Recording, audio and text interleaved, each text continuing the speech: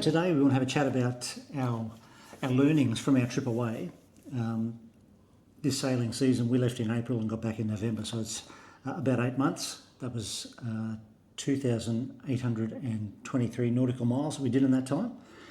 And while we were away, we've had some comments from people who've watched our videos asking about general things like our experiences and our learnings in the time that we've been away. So we've made a bit of a list of the 7, how would you describe it, most impactful things that we've learnt during living aboard. There are many, many other things, of course. So many. But these ones made a real impression on us as being important and sometimes made the experience a lot better than it otherwise would have been. Yeah. So 7 things you can only learn by living aboard. So, number 1, less is more. I billion% packed way too many clothes. Just didn't need them. We had a washing machine on board, which was awesome, thank you for having that. So we were able to wash as we went. We left in April, so it was a little cool. So I had to bring jumpers, and then we went as far to Cairns, and so it was hot as a bastard. So I needed a mix of clothing, so I didn't know what to pack, and as it turns out, I didn't need, like most of it I didn't need. Which kind of goes into the 2 uses for everything rule. That's another thing that we learned about, less is more. You know, you've got space issues, you've got weight issues on the boat. So everything on the boat has to have more than one use, or it just is not allowed to come. Yeah. I think that's a real truth. Yeah, and that helps us in terms of our boat. We are fairly significantly overweight for our boat. Cat thinks so too. And we've got a very large, heavy solar arch on the back of the boat, which is all stainless steel tubing, which is very heavy, plus the tender hangs off that. I've got a lot of tools and spares and things on the boat. We carry a lot of water and a lot of diesel in the boat as well. And those things alone, combined, are very, very heavy. So I need to be very careful now with anything extra that we do bring onto the boat. So it's important to try and satisfy that rule of things having 2 or more uses to justify being brought onto the boat. Yeah. One of the other things is, in terms of less is more, waste was a revelation for me. You know, when you're at home, you just don't think about it. On the boat, there's nowhere to store it. So even if you do, and we've got a really good system in the galley, but you can't, what do you do with a whole bag of rubbish? There's nowhere to stick it, and it smells.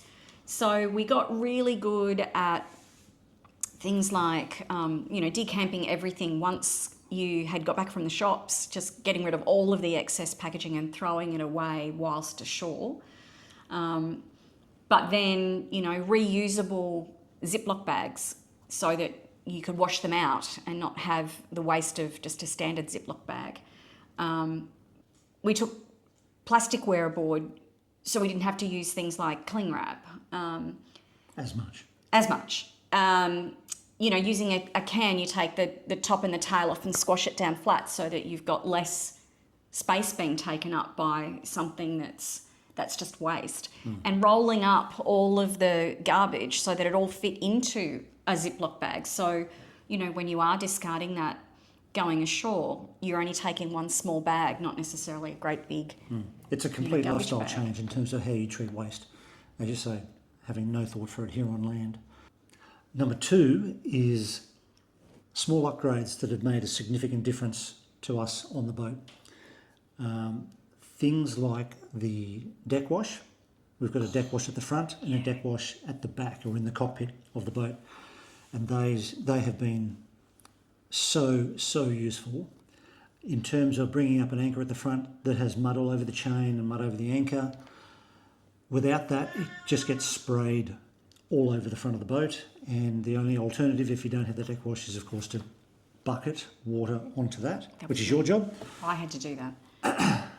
I'm very grateful for the bow deck wash. That's been excellent. And the one in the cockpit, we can have either fresh water running through that and shower on the duckboard, Just lovely. which is really nice, having a bit of open space while you do that. Or we can have seawater running through it for things like fish cleanup, which when you pull in a big Spanish mackerel into the cockpit and it's still flapping around, spraying blood over everything in the cockpit, that's an added benefit, just to be able to hose it all down. It washes down the drain and then you can go do what you need to do with the fish. So both of those things, excellent. Another one of the things that's been great, and these are, we've done lots of the really big upgrades, but these are the little ones that I'm really glad that we did, and one of them was screens. The back of the cockpit, it was screened when we got it, and there's a little bit of screening that was done in the saloon, but that was it.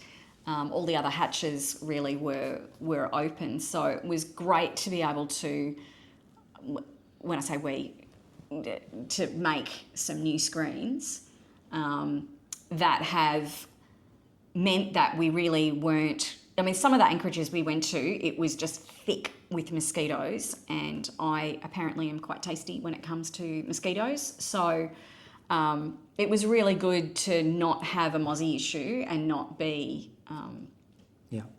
eaten alive out there by them. So that was a small thing that we were able to do that made for a much more comfortable trip. Absolutely. It's a huge difference between being able to leave hatches and the cockpit open and just have screens down versus closing up the entire thing. That would have been unbearably uncomfortable hot. Well, way too hot. Yeah, so fantastic. One of the other things that, and we've talked about it in some of the other videos, but those Marriage Saver headsets have the right moniker. I can't tell you the number of times they came in handy, how grateful I was to have just a calm voice speaking to me just as we are now, rather than us having to try and yell at each other from front to back.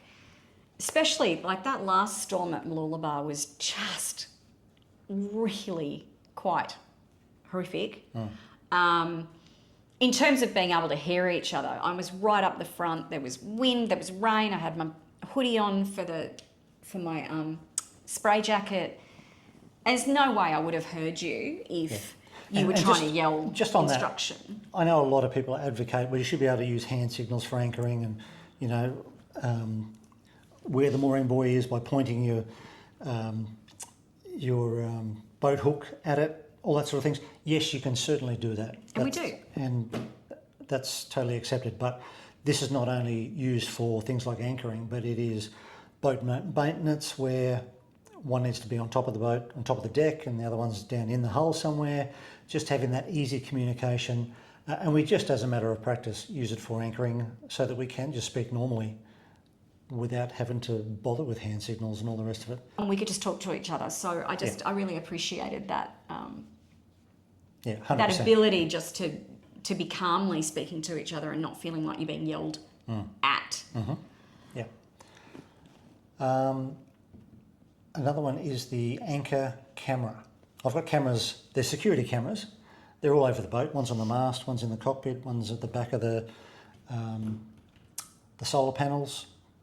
And most importantly, the one that is handiest is underneath the catwalk at the front of the boat between the hulls, looking forward, and gives me a great view of both hulls and the anchor, and when the anchor's down, the chain and what direction the chain is pointing. So again, I've got Kim up the front of the boat, we can talk to each other. I just have that added advantage of being able to see, to ensure that I'm not pulling against the chain, that I'm up over the top of the anchor, pulling it straight up. It was very useful in storms where there was zero visibility and I had to start the engine and actually motor into the wind to stop us from dragging. that I could see I wasn't going over the top too far over the chain. I really didn't expect it to last, to be honest. It has copped an absolute pounding in rough seas that we've been in, where it's copping waves up over the camera, and I don't know, I had 4 cameras to put on the boat, and I honestly didn't expect it to last this long, but it has not skipped a beat, and I can sit there at the helm. I see it on an iPad screen. It's very clear. I've still got my other navigation screens up, and it's just another useful tool to get you out of trouble that much easier. Electric winches are another one, which have been really, really helpful, especially for putting up the main. You know, it does take a fair bit of work to manually winch that all the way up. Kim gets quite tired. But just to be able to sit back, push a button and watch it go up, wow, what a luxury. It is nice. We've got 2, one on the port and the starboard side, so whilst it is always used to put up the main, you can then use it for sheeting your genoa, and either tightening or loosening as required. It's just so much. And putting you up the mast. And putting me up the mast, absolutely, yeah. So it's so much easier just to push a button, have that happen, rather than physically winding all the time. So very much a luxury item.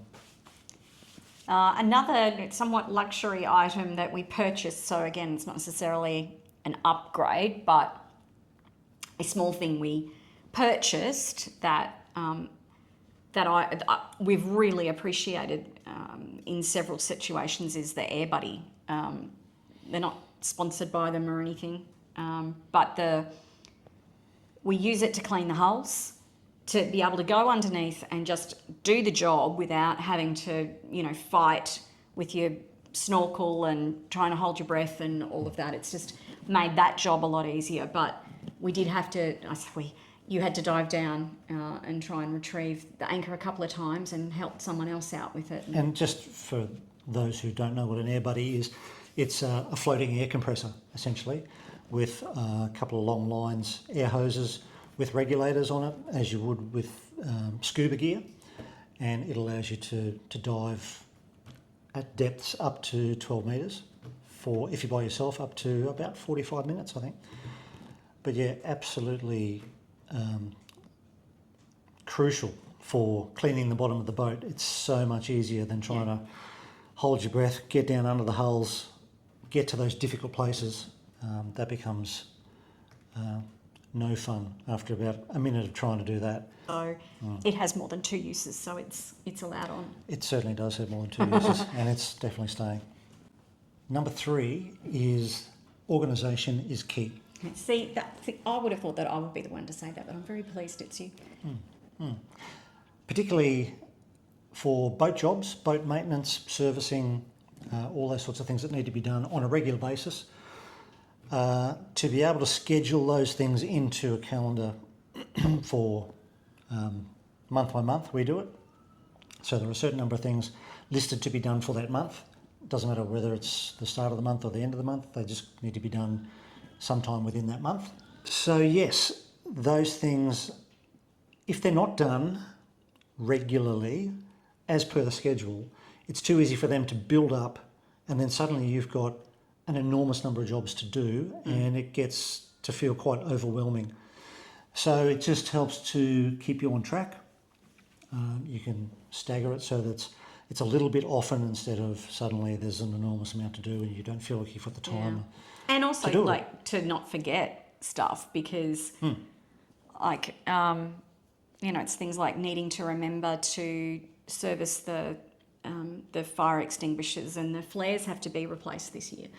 So just having that on a spreadsheet, because I do love a spreadsheet, it just helps to be able to go, oh, that's right, this month we're supposed to do that. So, and we transfer that onto our little whiteboard, and so it just sits there, and once it's done, it gets wiped off, and it's kind of nice to be able to tick things off, feel like you've accomplished something.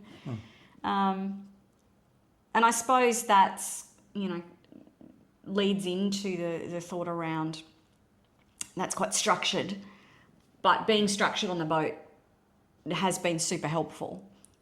we've worked out when we're about to go out underway what has to be done. We've naturally just been able to pick and choose who does what. Things like I am mask light girl. I turn it on, I turn it off. It's just my job. And so it will get done because I know that that's my task.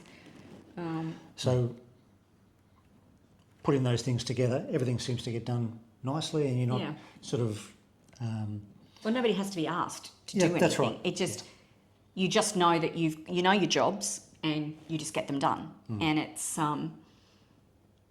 that's made a difference in terms of just being able to get underway faster and maybe just a nicer boat life because no one's being asked. We just get on with it. One thing that we find really handy is using a whiteboard as well, which is just near the cockpit, and Kim records the tide times of our anchorage that we're going to, the range, low tide and high tide range, and also there's also information there about which water tank is open. We have 6 water tanks on the boat, so that when one is coming to an end and we need to flick it to another one, we know which ones have already been expired, which ones are empty, and which ones we need to flick over to, because neither of us can remember what we did yesterday, let alone which tank was opened a week ago, and which ones happen to be empty or full. So that's really handy. And falling into my OCD is everything on the boat has its place. So we've got little containers where we keep extra cables and,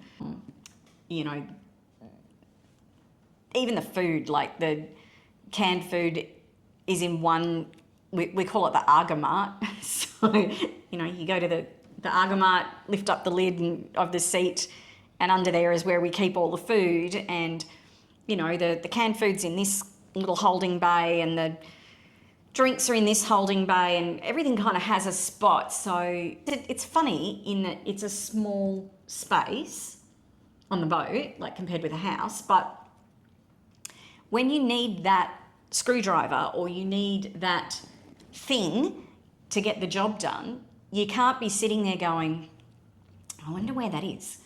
Or where did you put that last? Like it has its place, and that structured thinking has made life a little bit easier in terms of, because everything goes into tiny little nooks and cubby holes trying to fit everything into all the small spaces to store stuff away. So to add to that, part of the structure in the organisation is using the cookware that we use, which I've seen other people on boats use the same type of cookware. It's with a detachable handle, and all of those pots will then neatly and easily stack inside one another, so that you're not taking up that extra space that is always difficult to find. And speaking of food, fresh food is not lasting as long as I thought that it would. We're not able to buy enough fresh food to get past maybe 3 weeks. So, you can't go and buy a massive batch of, cucumber, for example, because it has to be refrigerated and there's only so much space in the fridge. So working to that, we do buy as much fresh food as we can, as the boat storage will allow. But stuff that we've learned is, things like feta cheese, halloumi cheese, just normal everyday grated cheese, can all be frozen. We buy the little squeezy tubes of herbs, so basil and a Thai base and ginger and all of those sorts of things. They also freeze. So we're able to have a bit of a stockpile of those sitting there waiting, so we're not, running out of that. And, some vegetables freeze okay. I'm struggling with the broccoli, that's the broccolini. Regardless, we can still manage with things like frozen fruit and, as long as we've got lots of spices, which again don't take up that much space, but it's making the food interesting, and we're eating really well without necessarily worrying too much that there's only so much food that you can keep on board. Number 4 is what we need more of. So after being away for 8 months on the boat, learning those things that we could do better, or that the boat would do better with, first and foremost is power and power management. I'm in the process of arranging a lithium upgrade to the boat, and from our AGM batteries, where we had 990 amp hours of AGM, of which I could only use 50% of at any one time. Upgrading to lithium will be a bit over 1,000 amp hours, and I can use pretty much all of that capacity. So the problem that we had was, if we get one terribly rainy or overcast day and we're not going anywhere, we are in trouble and have to start the generator. So I hope to try and alleviate that and at least be able to get a couple of days out of the lithium. The question is going to be whether or not, after that gets installed, whether I need to increase the solar capacity in order to fully recharge that on a daily basis. And I won't know until I get that in, so I'll just wait and see how that goes. But I'll know next week the batteries will be going in, and that'll be a very interesting test to see. Fingers crossed, we've got enough solar at the moment, which is 1,320 watts of solar panels. I'd love to have 2 kilowatts, but that's what we have at the moment, so I'll wait and see how that goes. Secondly, we need a large cleat put on the front of the boat for when we tie up to a mooring buoy. And there are people who will drop comments about what we should be doing when we tie up to mooring buoys, but I like to pull it up tight so that the float of the mooring buoy is sitting in the centre of the two hulls and doesn't float left and right far enough to be able to bonk on the sides of the hulls in the middle of the night, because it only seems to do it at 2 a.m. in the morning. It's always 2 a.m. I just need something else in the centre of the boat that can then allow that the painter of the buoy to go down over the crossbeam and sit that float right in the middle of the two hulls. So that shouldn't be too difficult. I should be able to fit that myself, and I hope that will alleviate some of our nagging, annoying little issues with grabbing a mooring buoy. The other thing we're going to do is put some tank senders into the water tanks. We had to fit tank senders in for the fuel tanks because, I don't know, I found this really odd that, I mean, it's probably a boat of this age, maybe, but there was no way of knowing how much fuel you had without just using a dipstick. There's no way to know how much water you've got until it just runs out. And having to do that, you had to pull the floor up, unscrew that 20-cent piece sized hole to use the dipstick. It was a real pain. And it was the same with the water tanks. Like, to have a look in, you've got to lift all of the floorboards up, undo, stick your head in. Yeah. It's a big deal to do that. So to actually have something that says, oh, you're about to run out, or you're down to 20%, at least you can turn on the water maker and have another go. And I suppose we'd feel less inclined to travel with as much water as we do, because we'd have much more visibility of how much water we've got and how much water we're actually going through on certain days and certain events, if we're using the washing machine or a lot of the deck wash at the back or whatever. So I feel like that will be a really good improvement to actually have vision on that. Absolutely. And lastly, in the saloon, we have carpet on the floor. I think it's weird. Which was on the boat when we got it. I'd like to pull that up and put something else down cleaner. Ideally, I'd like that traditional looking boat flooring, vinyl or something like that.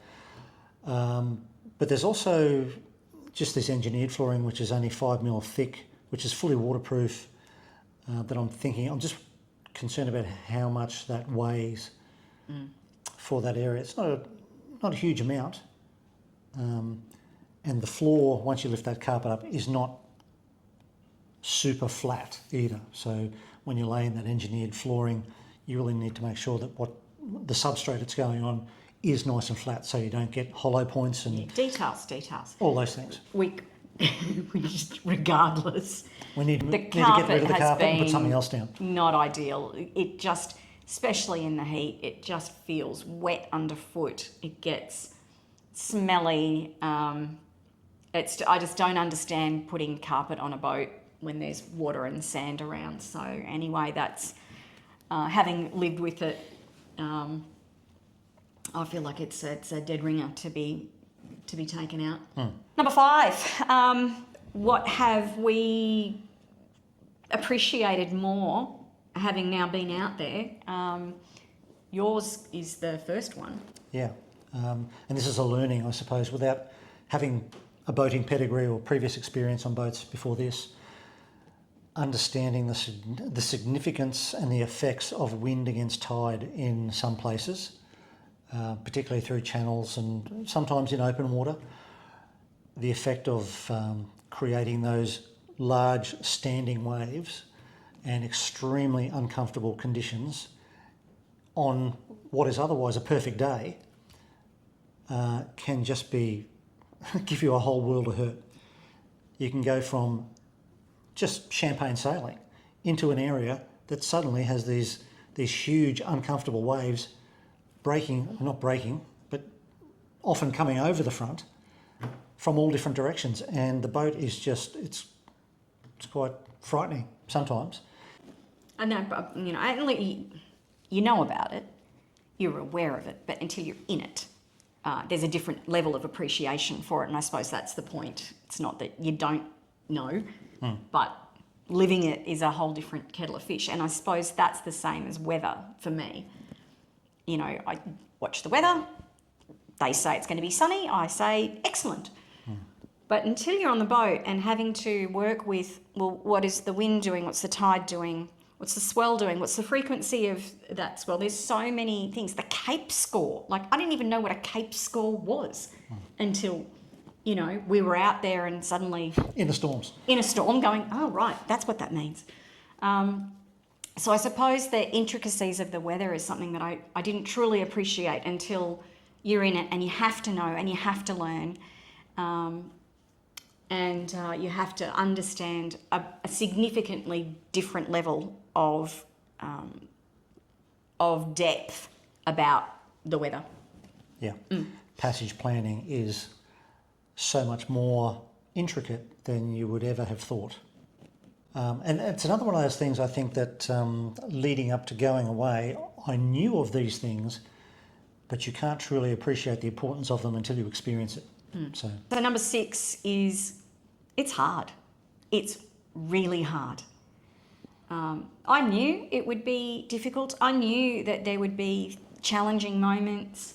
I knew I didn't know very much. You can prep as much as you like. I did some courses, did my competent crew, did the nav course, had been out on boats. We went over to Fiji and did a little bit. We did stuff. But until you're out there, you just have no concept of how hard the hard moments are going to be. And we just talked about the weather, and you're absolutely at the mercy of the weather. It dictates how far you can go in a day, where you can go in a day, if it's going to let you leave an anchorage at all. Or forcing you to leave. Yeah, exactly. Having a great time, but it's time to leave because the weather's going to turn. So I didn't understand that, and then constantly having to go through so many elements in order to passage plan.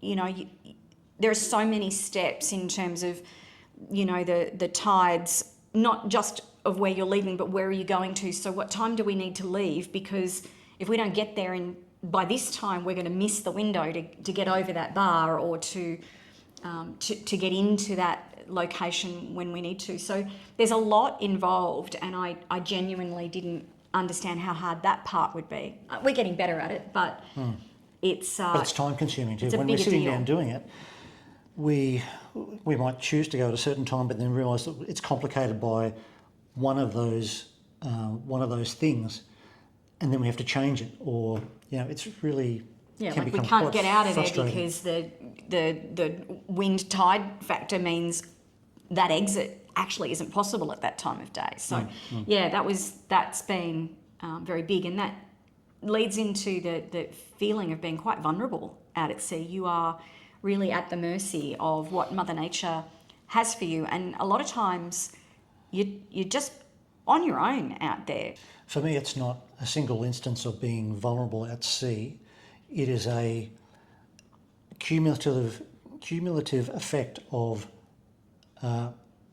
being vulnerable the entire time that we're away, those 8 months, where there is no time during that period where you can completely switch off.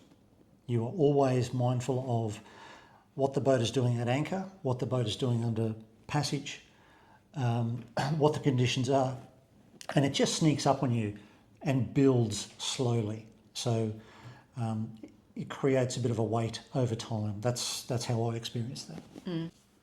It's hard in that, people say, oh, how was it? And you know what? My answer has been 80% awesome and 20% utterly terrifying. Probably more so for me. I've struggled with it more than you have. But, I'm new to it, and there's a lot of stuff I don't know that I haven't been able to control. Storms have come through, and, if you've seen the last, 6 videos, there seems to be a storm in every one of them because we came into storm season.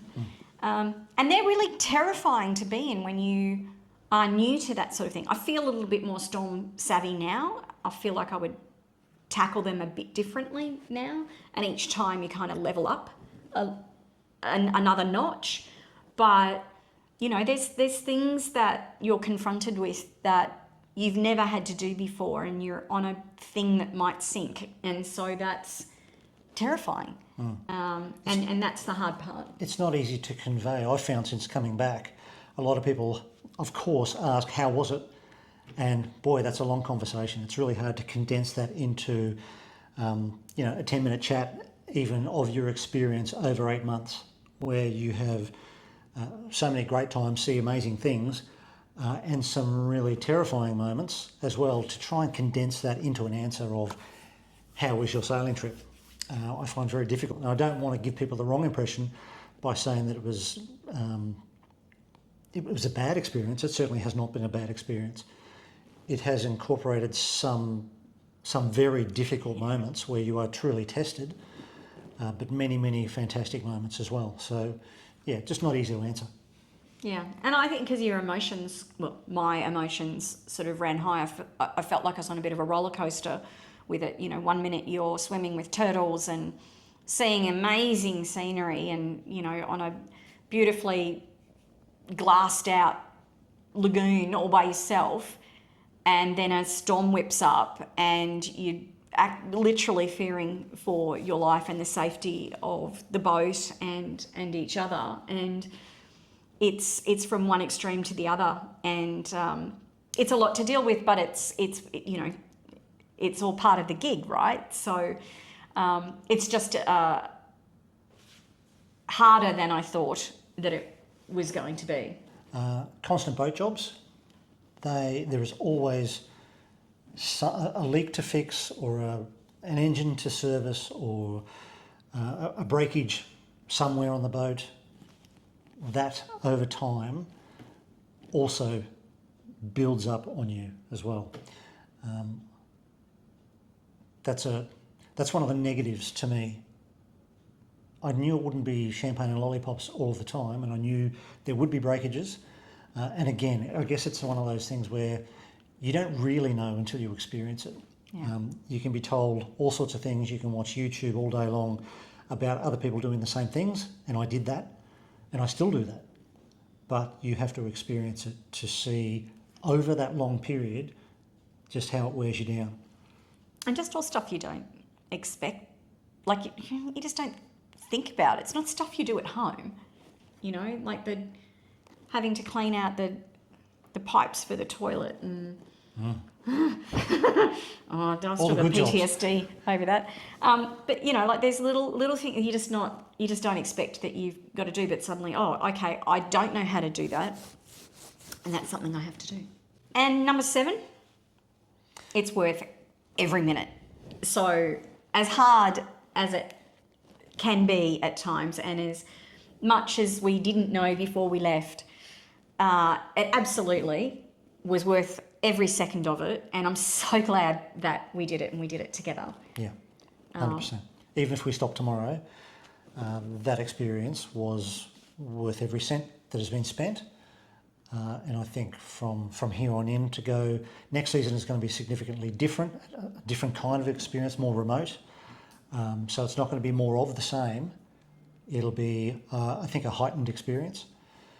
So 100%, we have learnt enormous things about ourselves, about the boat, about sailing, about weather. Our growth, I think, has been exceptional. I think so. And I mean, it's an adventure every day. You're seeing and doing things that you didn't really imagine would be possible. And it's things like the stars. They just put on such a show. And the moon, like I haven't appreciated supermoons and full moons the way that I have being out there. And the sunset never gets old. So I suppose for me it's the growth. That's been extraordinary for me. I thought I knew myself, and I thought I knew what I was capable of. But I really learned a lot about myself. Some of it I didn't like seeing. I learned a lot about you too. But he's still here. Yeah. But I met myself out there, and that, you know,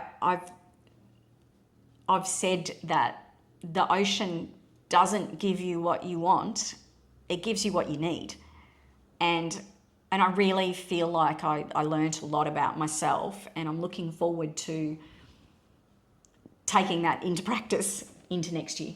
Yeah, and I totally agree. I think your growth has been exceptional. From what I could see, your reaction was at the beginning of the trip with certain things. To the end of the trip, those same things were a walk in the park. So I think that's excellent for experience and growth generally. Overall, I think it's, for me, an exceptional feeling of achievement to do what we've done on a boat like this, without having any real major dramas, and I mean major stuff. So I'm very, very pleased that we're able to traverse most of the Queensland coast, north and then back again, and I feel really proud of us for doing that. Yeah. So to wrap that up, we are going again next season. It hasn't traumatised us that much that it's scared us away. I've had enough time off now to remember the good stuff. There is some work to do on the boat that's slowly getting done now, and the intention is in around about March, sometime in March, to head north again. We'll get up to Cairns fairly quickly, and then we'll go from Cairns up to the Cape and explore that more remote section of the Queensland coast for this season, and then we'll decide what we're going to do after that. I won't make any bold predictions just yet, but that is the next step, and I really look forward to that. So thank you for coming along on the adventure with us. It's actually been really lovely to get the comments along the way, to hear from you, and to know that friends and family are getting to be part of this with us as well. The videos, they take ages to put together, a lot longer than I thought they would. And obviously it's not my full-time gig. So thank you for those who have been kind enough to say that you've been enjoying them. If you haven't already, like and subscribe. That does help, and it does make a difference to our ability to keep being seen and keep sharing what it is that we're doing, and hopefully we can keep sharing more. Absolutely. Thanks for watching.